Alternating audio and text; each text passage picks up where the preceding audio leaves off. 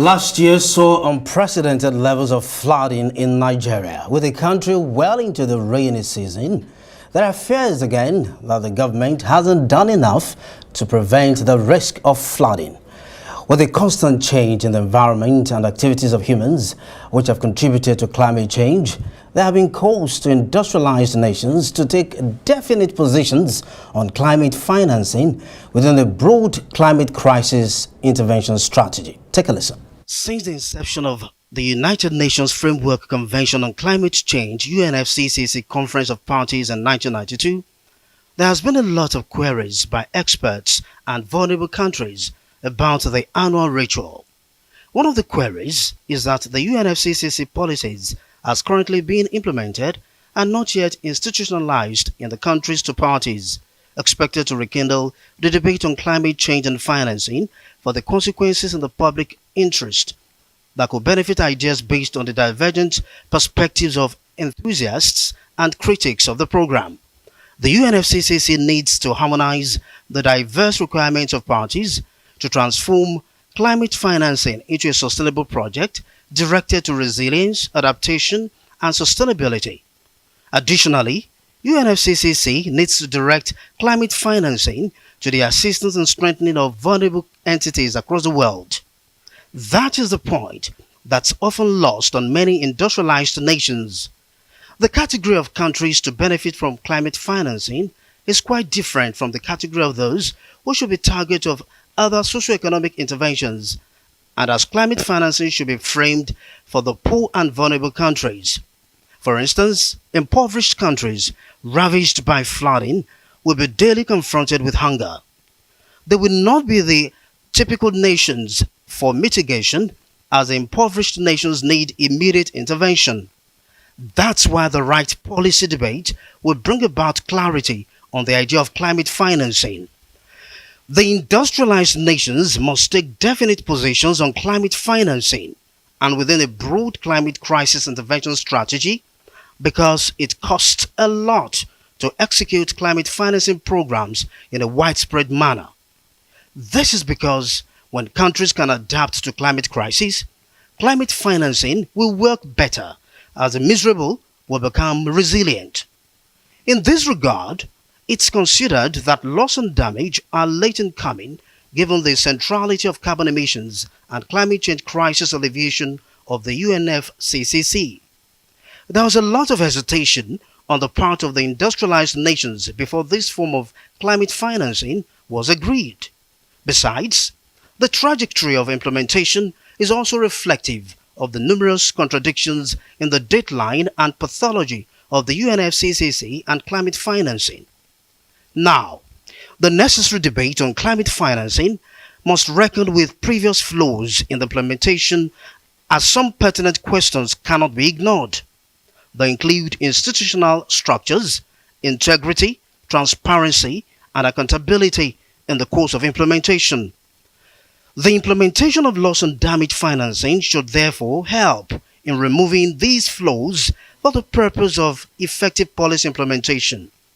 When implemented honestly and competently, loss and damage could significantly help the cause of climate financing. Well, joining us now is Vice Marshal Akugbe Iyamu, who's the president of the Association of Environmental Protection and Climate Change Experts. Good to see you, AVM Iyamu. Thank you. Thanks for coming. Thank you very much. Well, it's quite an interesting one, an exciting one, seeing that we still have humans who care for our environment and perhaps paint us a picture of how dire the situation is. Yeah. Well, according to Mahatma Gandhi, he said, if you forget the environment, you forget yourself. Yeah. You see, the environment is where we live, and it's going to be so for a very long time. Now, the undiscussed truth is this. The earth has become warmer by 1.1 degrees compared to other centuries in the world. What we're now doing is that we need finances to be able to take away 7.6% of carbon emission every year for the next decade. You understand? And what is the UN looking at? The UNFCCC. They want to see what you are doing to bring down this carbon emission. Let me shock you. There's the new move now is that to get electric vehicle working, they're going to be 6 times more materials taken away. And to get renewable energy working, there's going to be 9 times more materials taken away from Africa. Guess what? Nigeria is now in the top 6 countries that's going to benefit from this. And a whopping sum of $35 trillion US is going to be deployed. What is missing? Knowledge, skill, and competence. And I'm sorry to cut you here because I'm trying to listen and gauge some of the concerns in an attempt for us to cut down on carbon emission, moving to electric vehicles. You're also going to cause some kind of emission by also getting some of these materials, and sometimes from Africa. Yes. You see, what you're going to do is that where is the minimum that you are doing?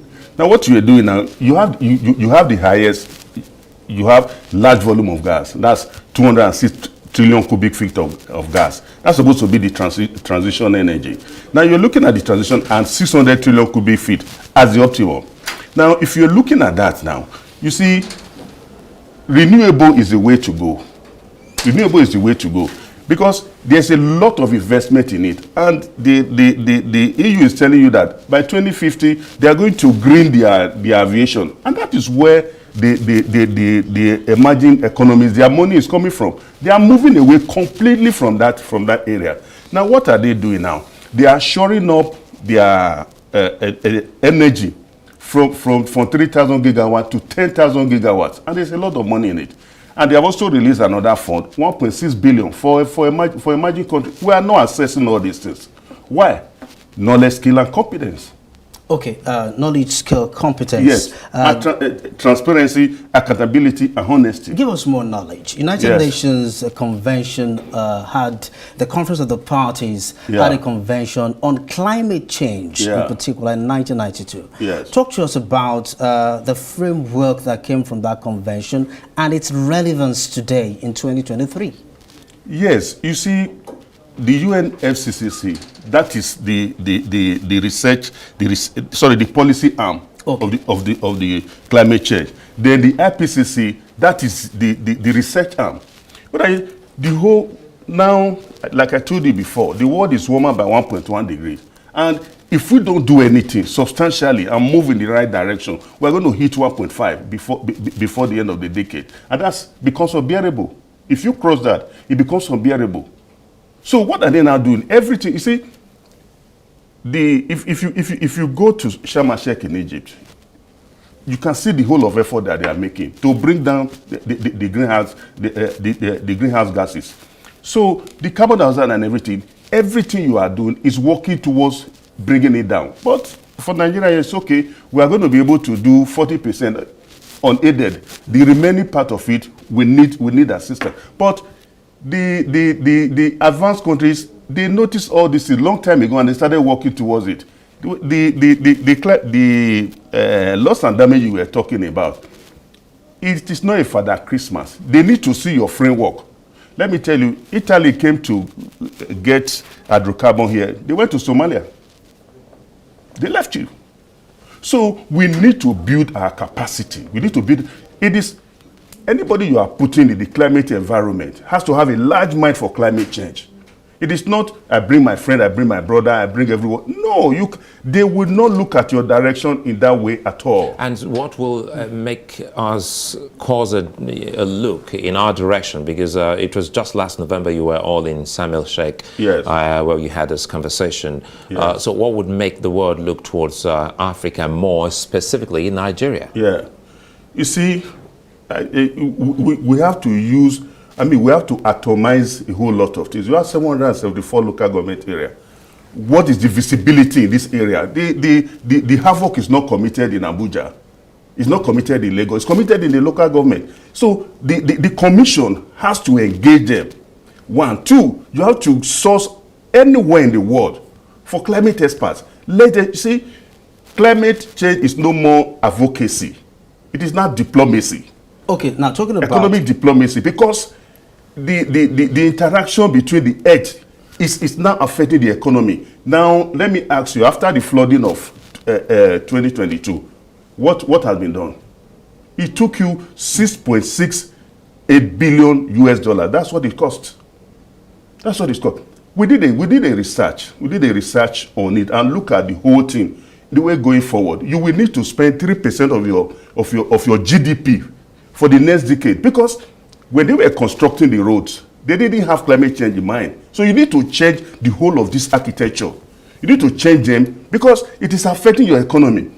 Anything that will make you go and make a supplementary budget, that means very, very important. Okay. 819 billion is what you took to do this. It's supposed to have a contest, rules and every other thing. But your guess is as good as mine. Okay, yeah. I reckon that when countries can adapt better to climate crisis, then climate financing will work better for them. Moving forward, speak to us about how Nigeria can better adapt to climate crisis. You see, what is adaptation, what is mitigation? You see, these are the two key ways in the climate environment. If you are mitigating, that means you are reducing it. Adaptation, you are making it bearable. There are things that you have to do. First of all, the traditional way still remain tree planting. Tree planting, and we have to reduce carbon emission. Let me tell you one thing. There's what is called gasification. Now, people are looking at other areas to reduce the carbon emission in the atmosphere. What is gasification? Now, you are just going to take the heat from the palm kernel to be able to bake your bread. And that's a whole lot of money. You are not talking of climate change now as an evil anymore. You are talking of it as it affects the economy, because you have to bring out disclosures. Nigeria have to bring out disclosures of climate change, because anybody across the world now will not come and invest in a country where there's no disclosure of climate change. And when you have flooding, what is your stress test? What have you done since last year for them to invest? There's money to be engaged in the UN, but you have to have things on the ground. The financing, the loss and damage. They said they were going to have the first meeting in March. Find out. It is not as if the money is in the bank, you just write a check. No, it's not a sympathy. No matter how destructive it is, they will never sympathize with you. They have a structure that they can relate with, that you must bring. And you say we need more experts. Because you need more experts. People with a large mind for climate change that have what you are doing about the environment and the climate change. I really hope that we can actually get more and speak more on that. So I'd like to thank you for your time, AVM Akugbe Iyamu. Thank you for coming. Thank you.